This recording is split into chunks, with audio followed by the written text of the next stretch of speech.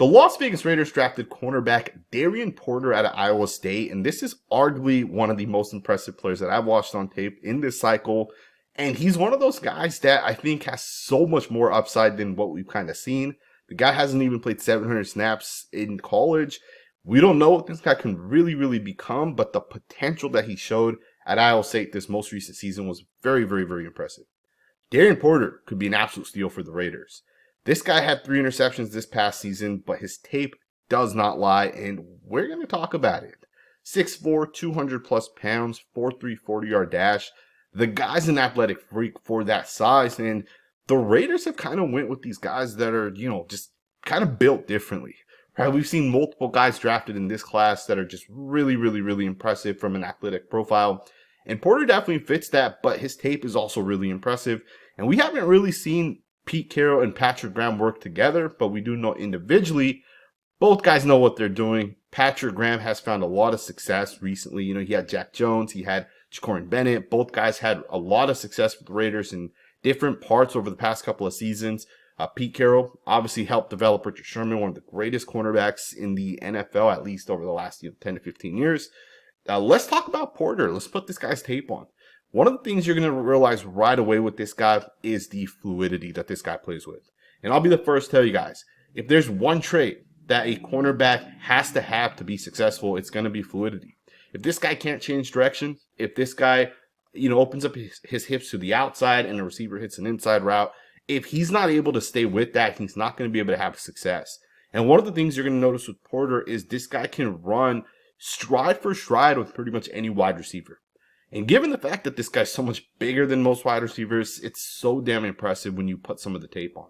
This play against Texas Tech is a really impressive play because the wide receiver just has a straight up go route. And Porter runs stride for stride with him, turns run, and intercepts the pass. But the way he turns and the way he intercepts the pass is what kind of stands out to me. Most cornerbacks are going to end up turning to the inside. This guy actually turns to the wide receiver. And to me, that right there is the right way to play the cornerback position. Sometimes it's the small details that kind of stand out. And the fact that he turns to the wide receiver means that he's going to make sure the wide receiver is not going to be able to, out jump him potentially or stop you, right? If it's a back shoulder pass or something to that tune. This guy on multiple plays has kind of done things from a technique perspective that really stand out. Arguably the greatest play I watched on tape from this guy was a play he wasn't even targeted. But I'm going to let you guys watch this play in its entirety because in this play here specifically, notice how quick this guy's able to change direction. To me, that right there is absolutely freaking incredible. And people will look at this play and say, I don't really see what the big deal is. But we have to realize this guy is 6'4", right? He should not be able to move the way he moves. So on this play, what you're going to see is Porter's going to open up his hips to the outside, right?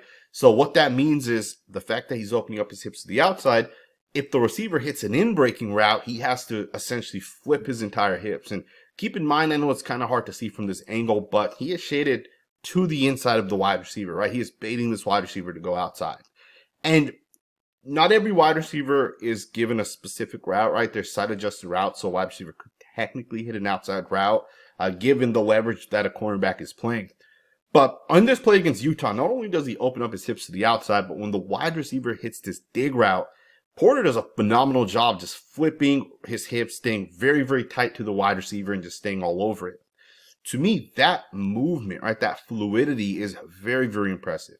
Again, if you ask me if there's one trait that a cornerback has to have to be successful in the NFL, it is hip fluidity, right? Because, speed-wise, you don't have to be the fastest wide receiver. We've seen corners that run 4.5 40-yard dashes or even 4.6s, right? I think Josh Norman's an example of it. Corners that might not be the fastest when it comes to straight line speed still have success in the NFL, right? And a part of that is just the hip fluidity. And there's really no way to measure hip fluidity other than just kind of putting the tape on. You can run certain drills during pro days and the combine, those type of things. But generally speaking, the tape is always going to be king to be able to kind of watch some of those things. And with Porter, you definitely see that on tape. The guy's very quick. And again, always got to go back to the fact that this guy's a 6'4" corner. This guy's going to play a lot of zone coverage, right? And it does look like the Raiders are kind of going down this route where they do plan to play a heavy dose of zone coverage. And there's multiple plays where even in zone coverage, he does a really good job. If it's not changing direction, or flipping the hips. It's just, being able to just kind of, the separation that a wide receiver might have, just kind of tightening it down, getting to, from point A to point B super quickly. There's a couple of plays where he does a really good job with that. Both of these plays come against West Virginia. The first one, he does a phenomenal job as a off-ball zone coverage corner. The wide receiver hits a quick route towards the outside, and this guy just kind of shuts it down.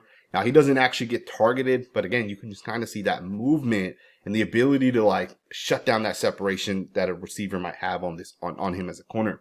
Another play against West Virginia, does a phenomenal job. He's playing off coverage, turns really, really well, ends up just kind of running stride for stride with this wide receiver. Fluidity, movement, this guy has it. And again, I cannot overlook the fact that this guy is 6'4". Generally speaking, the most fluid corners in the NFL are going to be like, 5'8" to 5'11", right? That's probably going to be the most fluid corners in the NFL. But for Porter to be as big as he is and still be able to turn as well as he does, I think there's real traits with this guy out there. And again, it's not just traits, right? He does a lot of really good things on tape in terms of like play recognition.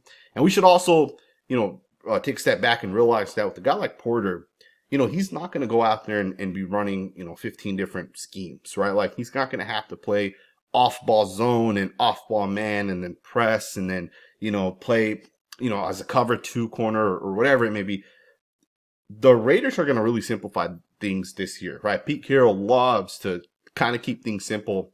But as you keep things simple, cornerbacks are going to be able to play like 2 or 3 specific roles. And, if they're able to excel in those 2 or 3 roles, they're going to be good corners, right? And I think Pete Carroll understands what he's getting with Darien Porter. This guy's smart, right? He has that play recognition. He has the fluidity, the quickness. Take this play here against Iowa as a great example. So Porter's going to end up actually intercepting this pass, but there's so many little things that kind of happen in this play that is kind of impressive to me. First and foremost, the Iowa offensive linemen are actually going to jump set. So if you guys know what that means, is basically used on a play action pass. The wide receiver is going to fake like he's potentially blocking down. At the same time, the offensive linemen are jump setting. So Porter thinks it's to run initially, right? And he's going to come up. He's going to hit the wide receiver to play the run. And as soon as he recognizes the quarterback's actually rolling out of there, he starts to turn his hips. He starts to drop back. But the thing with this play is this play was actually a designed tight end leak, right? So the tight end leak is happening on Porter's side, and he just quickly recognizes it.